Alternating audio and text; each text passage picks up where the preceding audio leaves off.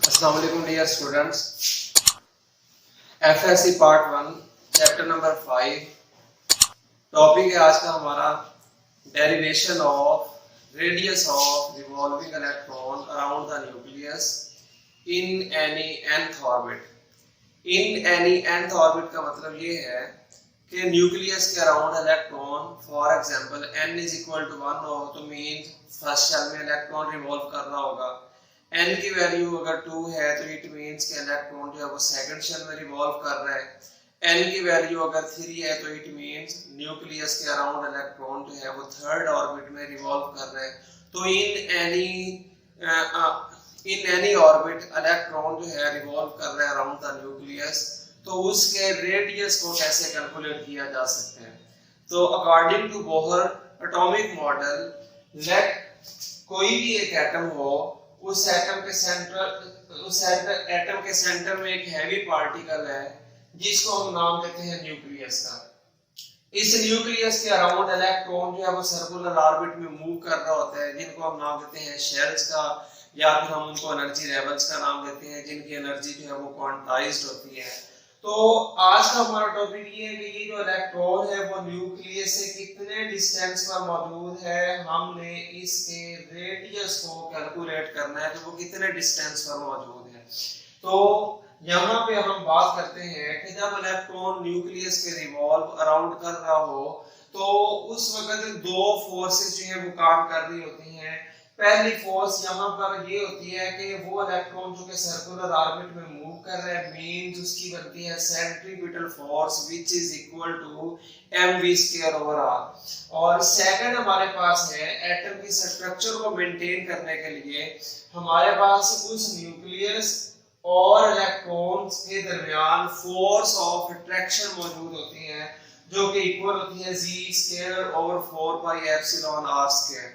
अब यहाँ पे अगर हम बात करते हैं तो लेट के कोई भी एक जनरल एटम है, उस जनरल एटम में एक इलेक्ट्रॉन जो है वो अराउंड द न्यूक्लियस मूव कर रहा है और उसका चार्ज है Ze+।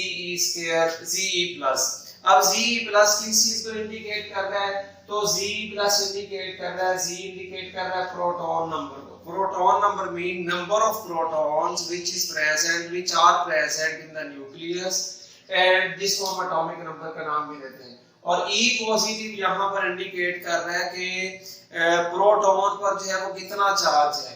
उसके बाद अब चूंकि इलेक्ट्रॉन न्यूक्लियस के अराउंड रिवॉल्व कर रहा है तो उस इलेक्ट्रॉन का स्पेसिफिक मास भी होगा। तो M यहाँ पर इंडिकेट कर रहा है मास ऑफ इलेक्ट्रॉन को, R इंडिकेट कर रहा है रेडियस ऑफ ऑर्बिट को, और V यहाँ पर इंडिकेट कर रहा है velocity of electron around the nucleus in a circular orbit which is called shell. तो यहाँ पे ये सेंट्रीपिटल फोर्स वाली जो हमारे पास इक्वेशन है mv² ओवर r, तो m यहाँ पर मास ऑफ इलेक्ट्रॉन, v² यहाँ पर इंडिकेट कर रहा है वेलोसिटी ऑफ रिवॉल्विंग इलेक्ट्रॉन, और r इंडिकेट कर रहा है रेडियस ऑफ ऑर्बिट को। उसके बाद फर्दर ऑन हम देखें तो हमारे पास है कूलम्ब्स लॉ। उस कूलम्ब्स लॉ के अकॉर्डिंग हमारे पास फोर्स ऑफ अट्रैक्शन की जो वैल्यू है वो है Ze positive into E negative divided by 4πε/r।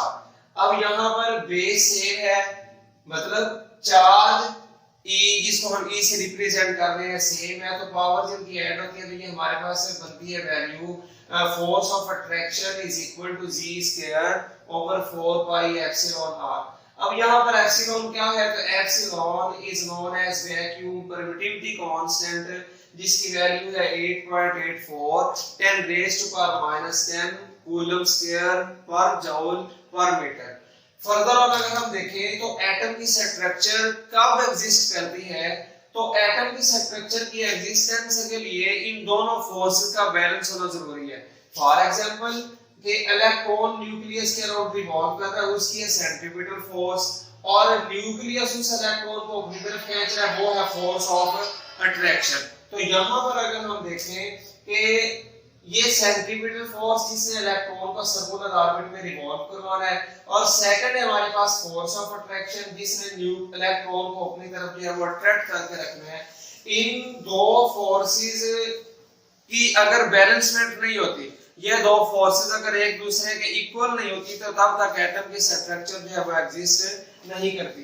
तो as the force of attraction is balanced by the centripetal force, जिसको हम लिख सकते हैं force of attraction is equal to centripetal force.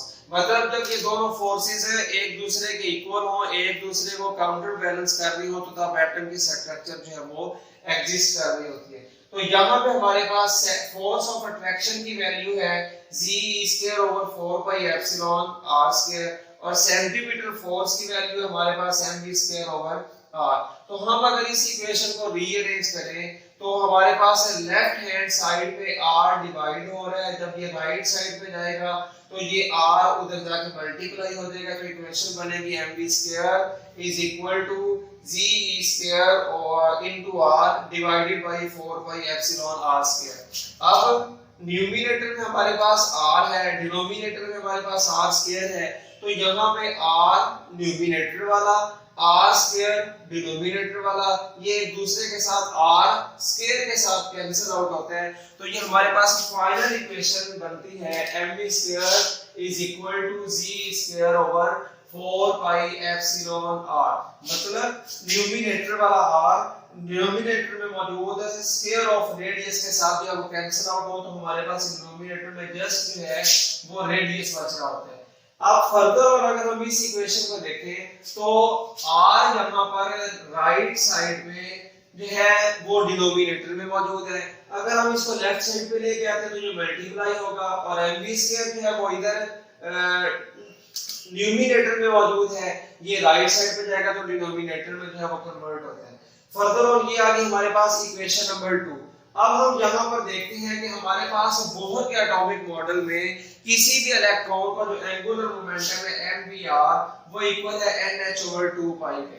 हम यहाँ पर वेलोसिटी स्क्वायर ऑफ वेलोसिटी की वैल्यू पुट करेंगे, तो यहाँ पर इस angular momentum mvr is equal to nh/2π को अगर हम रीअरेंज करें तो वेलोसिटी लेफ्ट साइड पे रहेगी, mr जो है वो राइट साइड पे जाके डिवाइड हो रहा है, तो यहाँ पर ये इक्वेशन बन रही है v जो कि हमारे पास उसी लेफ्ट साइड पे है, और राइट साइड पे nh डिवाइडेड बाय 2π ऑलरेडी मौजूद है, mr जो है वो लेफ्ट से राइट में जा रहा है, न्यूमरेटर से कन्वर्ट होगा डिनोमिनेटर में।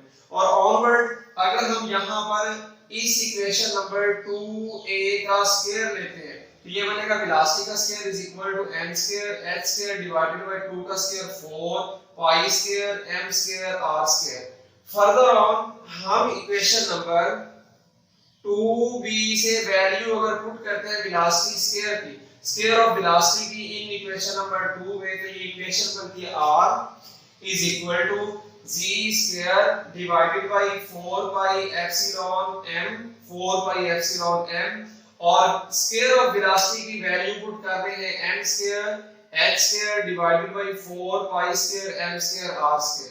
अब यहाँ पे न्यूमरेटर का न्यूमरेटर जो है वो ऊपर जाके जो है वो न्यूमरेटर में कन्वर्ट होता है, तो यहाँ पर 4π² m²r² न्यूमरेटर का न्यूमरेटर है जो ऊपर जाके मल्टीप्लाई हो, तो ये इक्वेशन बनती है r is equal to g² into 4π² m²r² divided by 4πε m n²h²। अब अगर हम इस इक्वेशन को रीअरेंज करते हैं तो after rearranging we get radius of electron in any orbit is equal to epsilon n²h² divided by pi mg²। अब ये हमारे पास फर्दर ऑन लेट अगर हम कह दें कि g is equal to 1, g is equal to 1 का मतलब ये है कि हम हाइड्रोजन के लिए इसको कैलकुलेट कर रहे हैं, एटॉमिक नंबर 1 है तो यहाँ पे 1 लिखने की जरूरत नहीं है, तो हम क्या कर रहे हैं r is equal to epsilon h² pi m, चूंकि z की वैल्यू 1 थी, और e²। अब n को जो है वो हमने साइड पे निकाल दिया है। अब n को क्यों साइड पे निकाला है, तो यहाँ पे epsilon vacuum permittivity constant, h Planck's constant, pi constant 3.14 value है, m mass of electron constant है, e चार्ज ऑफ इलेक्ट्रॉन और चार्ज ऑफ प्रोटॉन ये कांस्टेंट है, तो यहाँ पे n जो है वो वेरिएबल है। जिसको हमने साइड पे किया है। अब n वेरिएबल का क्या मतलब है कि इलेक्ट्रॉन फर्स्ट शेल में हो सकता है, सेकंड में हो सकता है, थर्ड में हो सकता है, फोर्थ में हो सकता है एंड सो ऑन। तो हम यहाँ पर अगर हम देखें तो कि हमारे पास एक कलेक्शन ऑफ पैरामीटर बन रहा है e epsilon h square over पाई m e स्क्वायर। तो यहाँ पे ये कलेक्शन ऑफ पैरामीटर क्या है, this is a constant factor. और इन फैक्टर्स की अगर हम वैल्यूज को पुट करते हैं तो ये कलेक्शन ऑफ पैरामीटर की हमारे पास वैल्यू जो है वो आती है 0.529 एक्सपोनेंट माइनस 10 मीटर, या फिर हम इसको कह सकते हैं 0.529 एंगस्ट्रॉम। अब यहाँ पे इक्वेशन नंबर 4 के according R is equal to इस कलेक्शन ऑफ पैरामीटर की value 0.529 multiplied by n square. अब लेट अगर हम कहते हैं कि n की वैल्यू जो है वो 1 है, मतलब कि हम न्यूक्लियस के अराउंड जो है वो फर्स्ट शेल के लिए रेडियस की वैल्यू पुट करेंगे। तो यहाँ पर 1 का स्क्वायर 1 ही होता है, तो 0.529 मल्टीप्लाइड बाय 1, तो ये हमारे पास वैल्यू वही आ रही है। n की वैल्यू अगर 2 पुट करते हैं तो यहाँ पे ये बनेगा 0.529 मल्टीप्लाइड बाय 2 का स्क्वायर। तो हमारे पास सेकंड शेल का जो रेडियस है वो आता है 2.11 एंगस्ट्रॉम। सिमिलरली अगर हम n की वैल्यू 3 पुट करेंगे तो ये बनेगा 0.529 मल्टीप्लाइड बाय 3 का स्क्वायर। तो ये हमारे पास वैल्यू आती है radius of third shell, third orbit is 4.75 angstrom.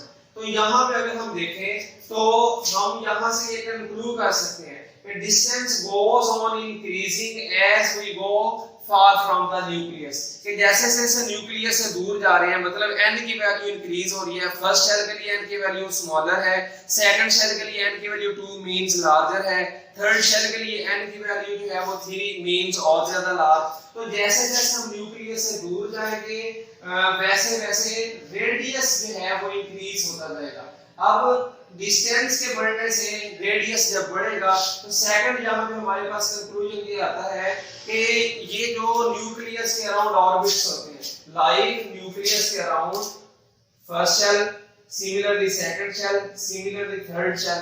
अब यहाँ पे अगर हम देखें तो n1 first shell, n2 second shell, तो इनके दरमियान डिस्टेंस कम है। इसी तरह अगर हम सेकंड और थर्ड शेल के दरमियान जाते हैं तो यहाँ पर डिस्टेंस जो है वो ज्यादा है। तो जैसे जैसे न्यूक्लियस से दूर जाते हैं ऑर्बिट्स के दरमियान जो डिस्टेंस होता है ये सेम नहीं होता, तो distance are not equally spaced, ये भी वेरिएट होता है। लाइक R2 और R1, मतलब सेकंड शेल के रेडियस में से फर्स्ट शेल के रेडियस को अगर हम माइनस करते हैं तो हमारे पास ये बनेगा R2 माइनस R1, ये स्मॉलर होगा।